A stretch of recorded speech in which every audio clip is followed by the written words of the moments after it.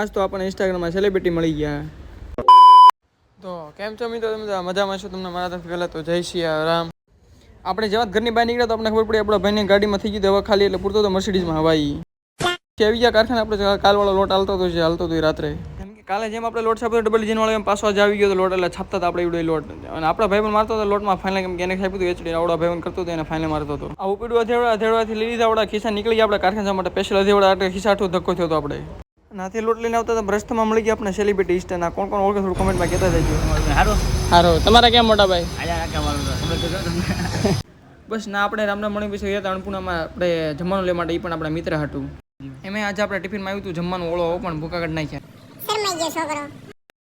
Right પડીને finally 2 દિનની મહેનત પછી થઈ ગયો તો આપણે 2 ડિઝાઇન વાળો લોટ પૂરો.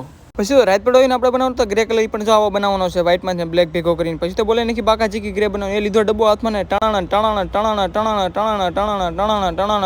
એની જેમ બનાવી નાખો આપણે ગ્રે કલર. ફાઇનલી બની ગયું રે ને લુક કાક આવો હતો ગ્રે કલરનો. પડવા આવીને રાતના હવે પડે આવી ગયો બ્લેક લોટની પણ 800 નંગનો લોટ છો ભાઈ જોવો. તો બસ ભાઈ આ બ્લોગ હું અહીંયા કરું છું. મળશું જલ્દી નવા બ્લોગમાં. ત્યાં સુધી ટાટા બાય બાય. ને તમે જો મારી ચેનલ હજી પણ સબસ્ક્રાઈબર ન કરી હોય તો સબસ્ક્રાઈબ